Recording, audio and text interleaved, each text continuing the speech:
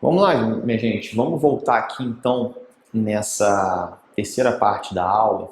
Eu falei que ela foi dividida em três partes, né? A gente começou falando de isolamento, depois falou de manejo e tratamento do complexo retino-pulpar. Agora a gente vai para essa parte de lesões não cariosas e, por fim, a gente vai falar de hipersensibilidade dentinária, tá? Essa parte de lesões não cariosas sempre cai, sempre tem uma questãozinha e tudo, mas de verdade, moleza, tá? Não tem muito o que se aprofundar. Quer dizer, até tem, né? Mas os concursos não cobram muitas questões profundas desse conteúdo, mas vamos lembrar. O que vai ser mais importante, que a gente vai observar mais nesse assunto, é você saber diferenciar essas lesões cervicais. Eu fico insistindo em falar de lesões cervicais, porque é muito comum a gente observar alguns livros e tal, já falar logo, lesão cervical não cariosa. Mas a lesão não cariosa, ela pode acometer outras regiões do dente que não a região cervical, tá? Como a face oclusal, por exemplo, ou incisal. Então não é correto chamar de lesão cervical. A gente está falando de lesão não cariosa. São lesões que, o que elas têm em comum? Elas provocam perda de estrutura dentária, tem presença de bactéria na lesão, mas preste atenção, as bactérias não estão relacionadas ao fator etiológico, tá? Por quê? No meio bucal sempre vai ter bactéria, sempre. Mas nessas lesões que a gente vai citar, vai explicar, as bactérias não são as culpadas, elas estão ali. Tem bactéria no meio bucal, tem bactéria que às vezes não provoca nada, tá ali. Então não é porque a lesão é não cariosa que não tem bactéria. Tem bactéria, mas ela não é a causa, não é o fator etiológico, tá? Então são lesões que não são provocadas por bactérias. Isso que elas têm em comum. Só que elas têm origens bem diferentes, cada uma de outra, e consequentemente a consequência clínica, né, o aspecto clínico dessas lesões também é muito diferente uma para outra. O que a gente tem de mais comum de semelhança das consequências clínicas, dos achados clínicos, é a sensibilidade. Claro, você tem perda de estrutura, geralmente externamente para dentro, né? De fora para dentro. Externamente, o que cobre a coroa de um dente saudável é o esmalte. Você começa a perder o esmalte, chega na dentina. Dentina é um tecido sensível, afinal de contas, tem uma comunicação muito íntima com a polpa, né? Não à toa a gente está falando de um complexo dentino-pulpar, ou seja, a gente pode botar isso tudo num conjunto como um todo, né? Não dividir. Afinal de contas, eu tenho prolongamento de odontoblasto, ou seja, eu tenho células na polpa, eu tenho prolongamento dessas células dentro da dentina, então diferenciar anatomicamente é meio até complicado, né? Afinal de contas, faz tudo um complexo só. Então, a sensibilidade é um aspecto que une essas lesões não cariosas, em muitos casos, nem todos, a gente vai mostrar por quê, mas o aspecto clínico dessa lesão, ou seja, quanto e como que foi removido, reduzido a estrutura dentária pela lesão não cariosa, isso vai diferenciar muito uma para outra. E a gente tem basicamente os tipos abrasão. A abrasão é um desgaste, é um atrito provocado por uma substância ou por um corpo externo, um material externo, e o mais comum da abrasão é provocado pela escovação traumática, aquele paciente que escova o dente com muita força, ou aquele paciente que escova com muita força e ainda usa uma escova de dente dura, com cerdas duras, mais rígidas, então isso é o mais comum. Mas também é muito comum em algumas profissões, alguns hábitos das pessoas ficarem mordendo caneta, segurando caneta com dente, segurando prego com dente, ou alfinete. Às vezes está relacionado ao cara que fica lá, trabalha com pedreiro, tá? Fica segurando o prego sempre na posiçãozinha, acaba gerando desgaste. A costureira que está ali também segurando o alfinete no dente, tem um desgaste bem certinho, né? Um desgaste lento, mas vai provocando.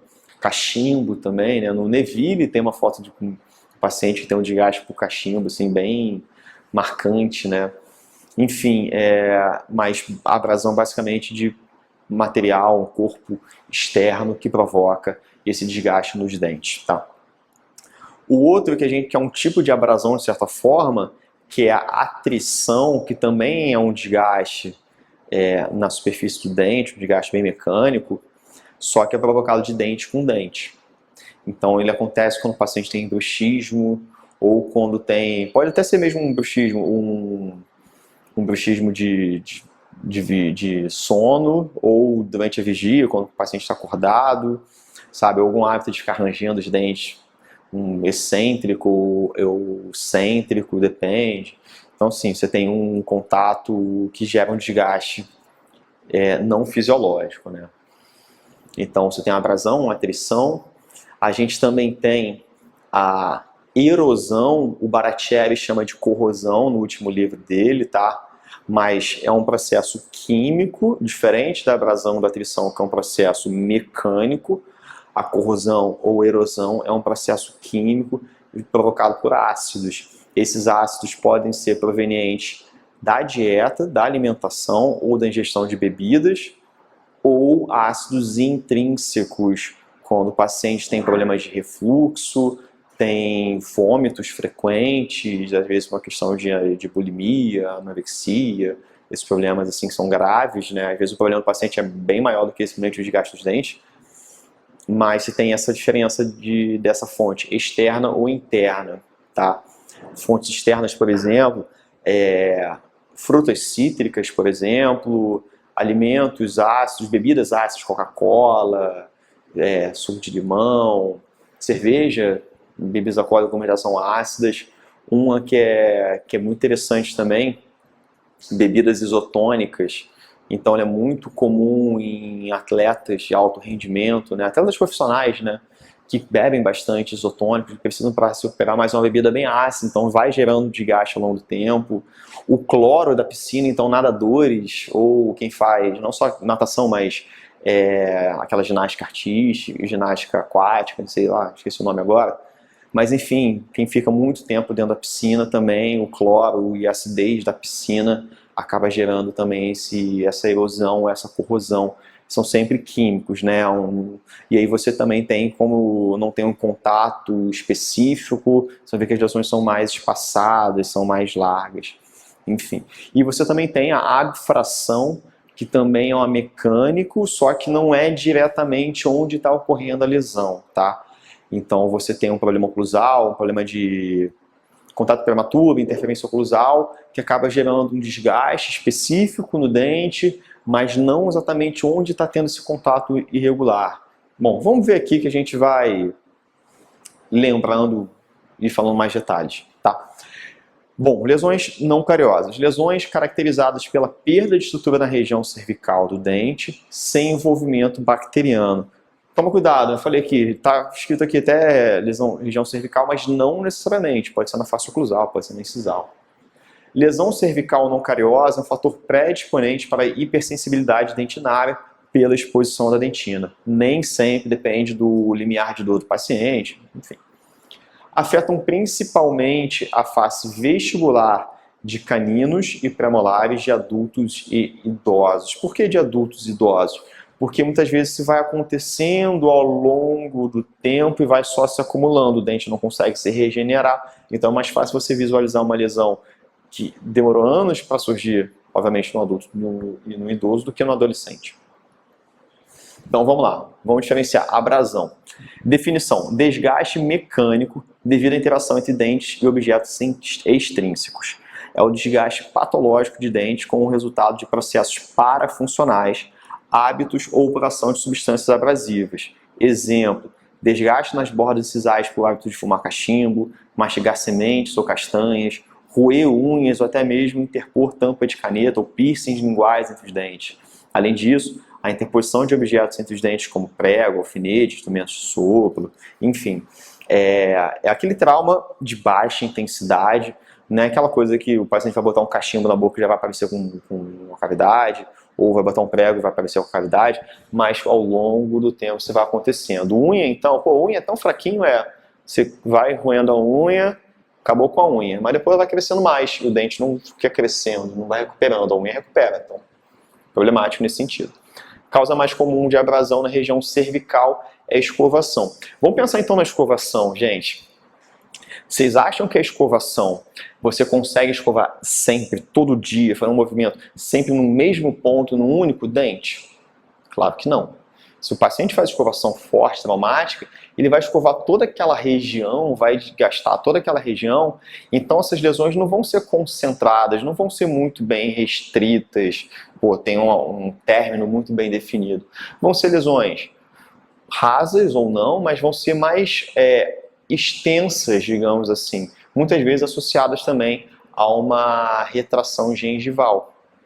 Claro, você está desgastando, está escovando dia após dia, toda aquela face vestibular, principalmente, daquela região superior, principalmente, pode ser inferior também, mas tudo numa mesma intensidade. Então você vai visualizar no canino, no premolar, no segundo premolar, no primeiro molar, enfim, não somente um dente só e não uma lesão muito circunscrita, digamos assim, muito bem, com as margens bem definidas, melhor dizendo.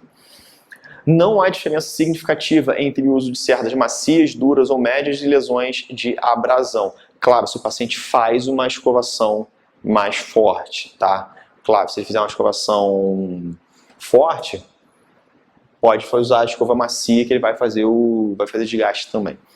O potencial abrasivo vai só desgastar a escova mais rápido, né? O potencial abrasivo das cerdas de escovas dentais dentina depende inteiramente das propriedades dos dentifrícios. Quanto maior a partícula do abrasivo, maior será a taxa de desgaste, tá? Então toma cuidado com isso, porque é o seguinte, antigamente era utilizado bicarbonato de sódio. Eles compravam lá o pozinho de bicarbonato de sódio para escovar os dentes. E realmente ficava com o dente mais clarinho, né, no primeiro momento. Porque é um abrasivo, então acaba limpando melhor. Limpa melhor no primeiro momento, ok. Só que com o tempo, por ser mais abrasivo, ele acaba gerando esse tipo de desgaste, então já não é mais utilizado. Até mesmo as pastas de dentes atuais, elas têm um poder de abrasão bem limitado para você ter uma boa manutenção da saúde do dente a longo prazo. Passei rápido demais. Atrição. Definição: desgaste mecânico devido à ação dos dentes antagonistas sem a intervenção de objetos extrínsecos. Exemplo, bruxismo. Superfícies oclusais e incisais são as mais afetadas, tá? É uma lesão não cariosa, por isso que não é uma lesão cervical não cariosa. Superfície oclusal e incisal, as mais afetadas. Então, quando é dente com dente, atrição. Quando é dente com outra superfície, com outro material externo, extrínseco, a gente chama de abrasão. Abfração. Definição: desgaste mecânico devido ao resultado de cargas que provocam microfraturas na região da junção amelo-cementária. Controvérsias quanto à sua etiologia. Ou seja, nem sempre é muito certo, mas é muito aceito que a formação dessas lesões está relacionada com a combinação de forças compressivas e laterais incidentes nos dentes, provocando microfraturas no esmalte dental e cervical. Por exemplo, o trauma oclusal. A gente sabe que... Desenhar aqui um pré-molar.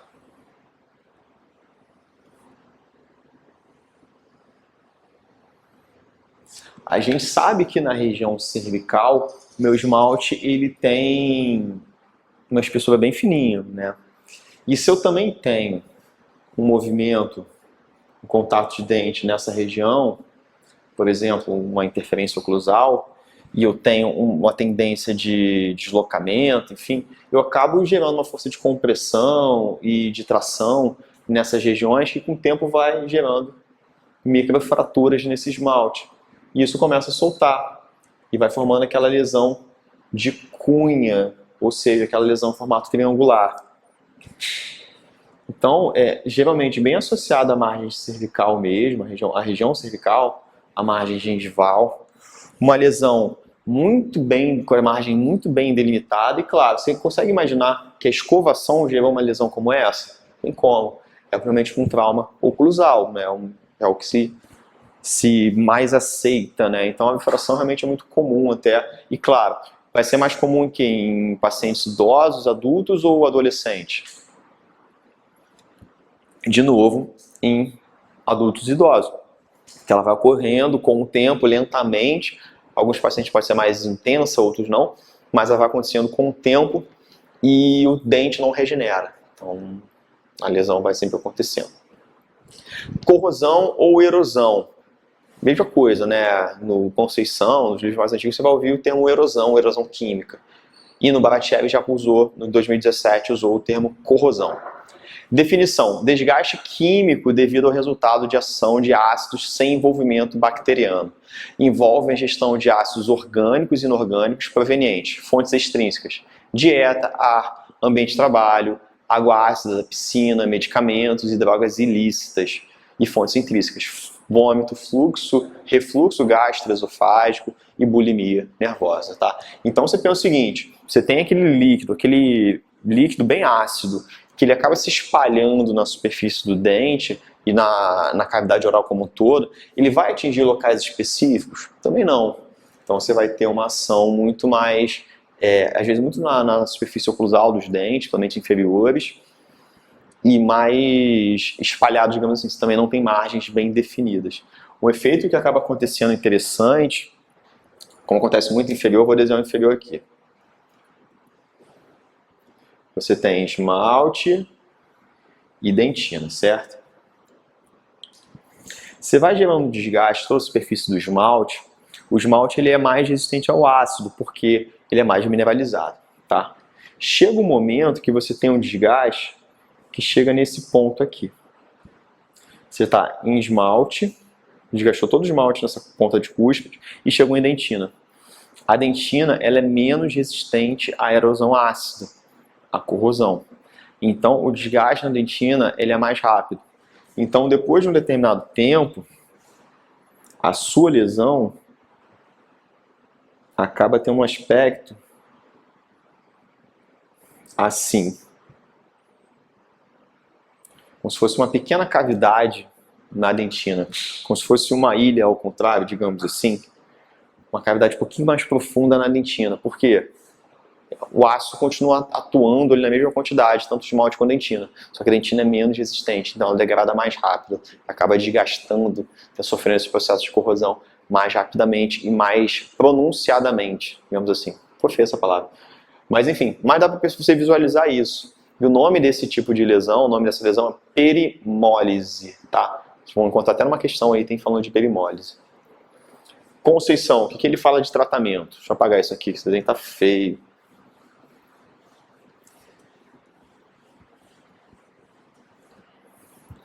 Se a profundidade for menor que 1 milímetro e possuir sensibilidade dentinária, remoção do fator etiológico sempre, dessensibilização e preservação. Menor que 1 milímetro, mantém. Se não tiver sensibilidade, só remove o fator etiológico e preserva. Agora, se a cavidade tiver mais do que 1 milímetro e tiver sensibilidade, remove o fator etiológico sempre, dessensibilização e restauração adesiva e preserva, acompanha. Agora, se não tiver sensibilidade, também remove o fator etiológico, restaura e preserva, tá? Restauração, resina, ionômero de vidro ou associação de ambos. Já o Baratchev fala que o tratamento restaurador está indicado quando há comprometimento estético, biológico ou funcional em casos de hipersensibilidade. Então vou destrinchar um pouco mais o que o Baratchev falou. Seguinte, lesão não cariosa, ele fala o seguinte, precisa restaurar? Ele fala, nem sempre. Nem sempre. Por quê? O que você vai perguntar para o paciente? Primeiro, tem dor? Isso te incomoda em questão de sensibilidade? Ah, incomoda, bebo uma água gelada e tal. Então a mesma coisa que você vai fazer é tentar um dessensibilizante. Tentar um mais simples.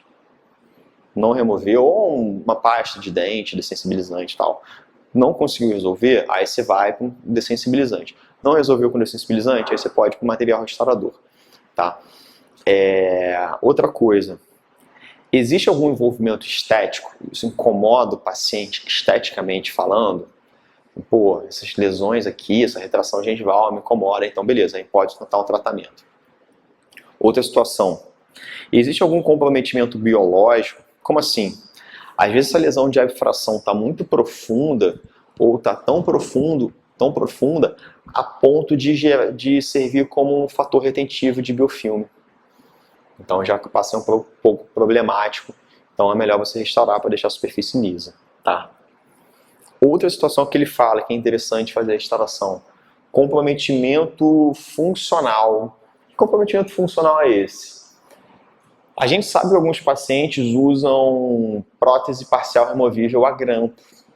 E o grampo das próteses parciais removíveis buscam a sua retenção na região cervical do dente, porque é abaixo do equador protético, aquela região mais retentiva. E se você tem perda de estrutura justamente nessa região mais retentiva, você perde a retenção do grampo. Então, às vezes, é interessante fazer uma restauração para você recuperar a retenção daquele grampo, para você não ter que fazer uma outra prótese, que seria muito mais caro. Então, faz uma restauração diretamente ali para recuperar essa retenção. Então, isso que ele fala. Primeiro, ó, caso de hipersensibilidade, né, você vai pesquisar, mas nem sempre precisa restaurar. Mas, se tiver para restaurar, você vai perguntar se tem comprometimento estético, biológico, você que avalia, e funcional também, na questão de prótese parcial removível a grampo. Procedimento, isolamento, grampo 212 com Godiva. O 212 é aquele que faz a retração, né? Você consegue, inclusive, aquecer a garra e deixar ele mais retraído ainda para fazer o afastamento dos tecidos gengivais. E a Godiva, é uma Godiva de baixa fusão, se aquece e estabiliza nos dentes vizinhos, porque ele tem pouca estabilidade. E aí faz o tratamento do restaurador, ele recomenda a resina microparticulada, porque ela vai possuir uma alta lisura superficial. Nessa região cervical é muito importante você ter uma boa lisura superficial para você ter baixo acúmulo de biofilme, para você garantir uma boa saúde periodontal também. Então não adianta eu querer restaurar e botar uma resina sem polimento, totalmente rugosa, acumulando biofilme, com excesso na margem. Pô, estou resolvendo o problema para criar outros dois, ou mais. Enfim. Então vamos lá, questão. Ó, já foi questão 51. Quantas questões tem? Pra caramba, né? Questão 51. Chega lá. Dá um pause aí se não conseguiu chegar a tempo. Denomina-se uma lesão cervical não cariosa que possui bordos afiados, formato de cunha e se estende subgengivalmente de... Moleza, gente. Moleza demais. Resposta certa, letra A, abfração. Abrasão, você consegue ter o formato afiado, borda afiado, bem definido? Não.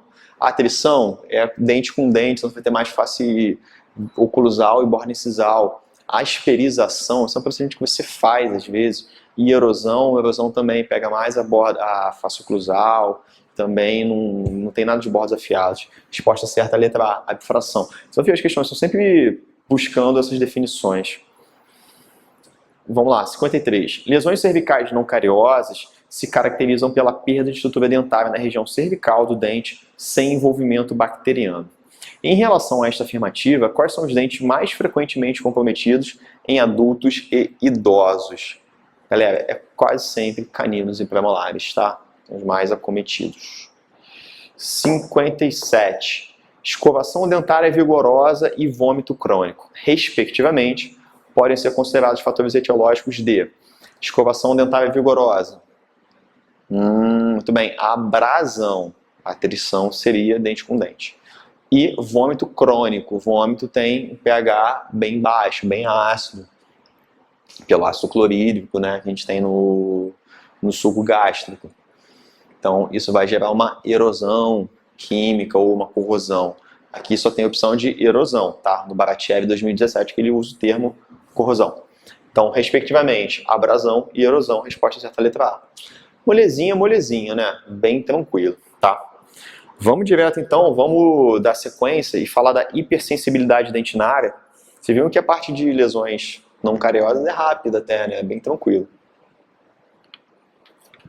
Vamos falar de hipersensibilidade dentinária, tá? Aqui, gente, eu botei o capítulo 19 do Conceição.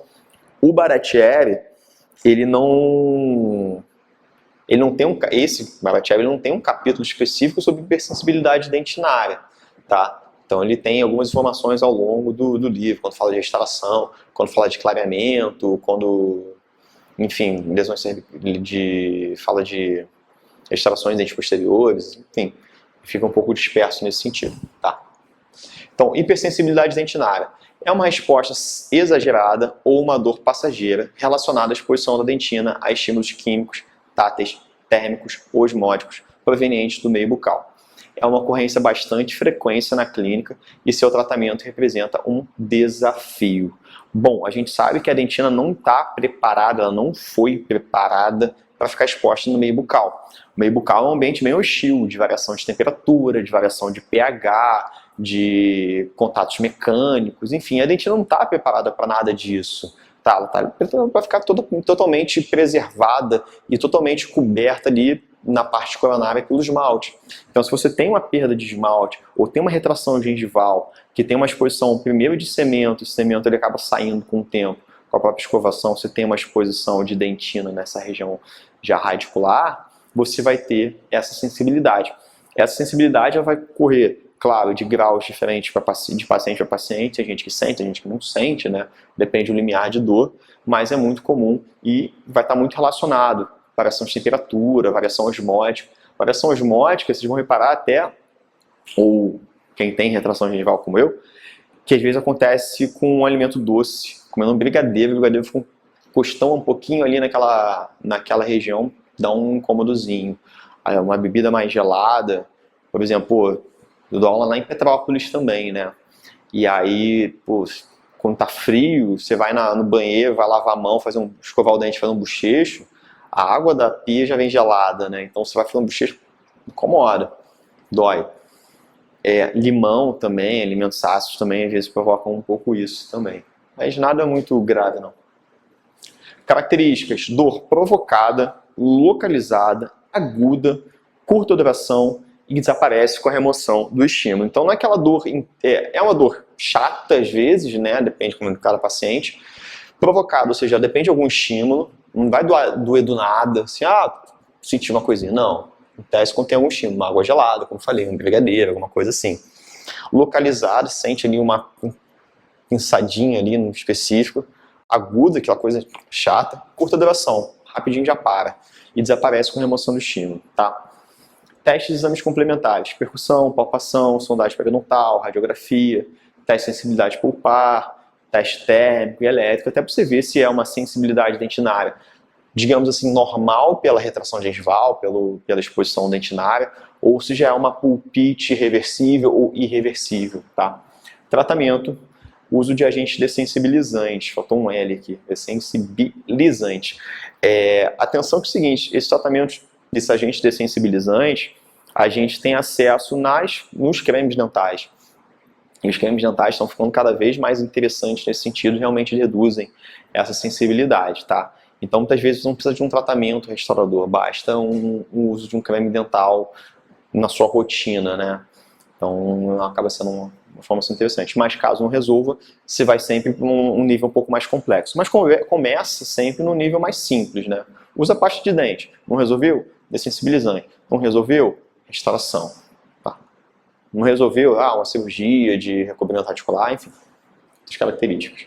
Então, mecanismo de ação, cara, não adianta nem ficar falando aqui todas as substâncias, né?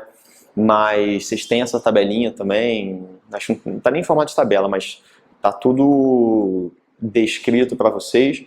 A gente tem como mecanismo de ações precipitação de proteínas, deposição de partículas, películas impermeabilizadoras, como vernizes e adesivos, procedimentos restauradores, resinas, ionômero, restaurações indiretas, despolarização neural. Chama a atenção aqui da despolarização neural. O impulso nervoso, ele é passado, ele é transmitido. A gente sabe que na superfície da nossa célula a gente tem aquela bomba de sódio e potássio, né? Que agora não lembro exatamente, mas fica jogando potássio sempre para fora, ou sódio sempre para fora, alguma coisa assim. E quando você tem um impulso nervoso, você tem uma inversão dessa bomba de sódio e potássio, isso vai acontecendo de uma forma de cadeia através do impulso, e isso é o impulso nervoso sendo levado. Quando você quer evitar que isso ocorra, que essa despolarização, que essa polarização ocorra, quando você quer manter isso, você usa sais de potássio, porque você interfere na bomba de sal e potássio, tá? Isso tem uma perguntinha aqui, então é uma forma de lembrar. Bioestimulação tecidual, uso de laser em baixa potência. Eu não uso, nunca usei clinicamente, eu como dentista, né? Mas já assisti palestras sobre o uso de laser na odontologia, é muito interessante. E obturação de tubos dentinários com um laser de alta intensidade, né? É bem interessante, assim, se vocês puderem, mais por curiosidade, digamos assim, ou se quiserem levar para o consultório de vocês, assistir alguma palestra sobre o uso de laser, é muito interessante. É um equipamento mais caro, claro, mas é algo que também diferencia, né, o dentista dos comuns. Eu não uso, né? Eu não tenho essa... Mas assistir a aula achei interessante. Não para concurso, né? Só para curiosidade. Método de aplicação dos dessensibilizantes, independentemente da técnica, segundo Baratieri. A aplicação dessensibilizante à base de nitrato de potássio e flúor deve ser feita na própria moldeira após o tratamento clareador. A aplicação dessensibilizante à base de nitrato de potássio e flúor de uso ambulatorial sobre os dentes previamente clareados. Então, um flúor gel neutro, 2% a moldeira por 1 minuto. O uso de creme dessensibilizante antes e durante o tratamento clareador e bochecho com solução de fluoreto de sódio. Tá? Usa bastante o flúor, né, para deixar o dente mais mineralizado. Então, perguntinhas aqui, ó. Marinha 2009. De acordo com Conceição, 2007, dentre os agentes dessensibilizantes utilizados na hipersensibilidade dentinária, qual tem como provável mecanismo de ação a despolarização neural? Aquilo que eu falei, né? Letra E, sais de potássio, porque eles vão interferir na bomba sódio-potássio. Belezinha? Galera, tem muita questão ainda, né, nessa apostila 5 de vocês, né? Então, tem o conteúdo, tem as questões, faz exercício. Mas, lembrando, vocês paravam sempre ali, eu tentava botar o livro, botar o capítulo para facilitar para vocês. Dar uma lida no livro também é importante. E fazer uns exercícios, tá? Essa parte de eu não me divirto tem questão pra caramba, né? Não foi cobrado no último concurso, mas quem sabe porque não vai ser cobrado agora, em 2018, tá? E lembrando, mais uma vez, qualquer dúvida, mantenha contato aí comigo, a gente vai trocando uma ideia, daqui a pouco vai estar disponível também para vocês a aula 6, que aí eu vou falar de materiais de moldagem, enfim, tem mais coisa aí, amálgama, se não me engano. Enfim, agora não vai ter um branco aqui. Mas enfim, vai ter aula 6 e aula 7 ainda para vocês assistirem, tá? Bons estudos aí, muito obrigado pela paciência, pela preferência. Até a próxima aula.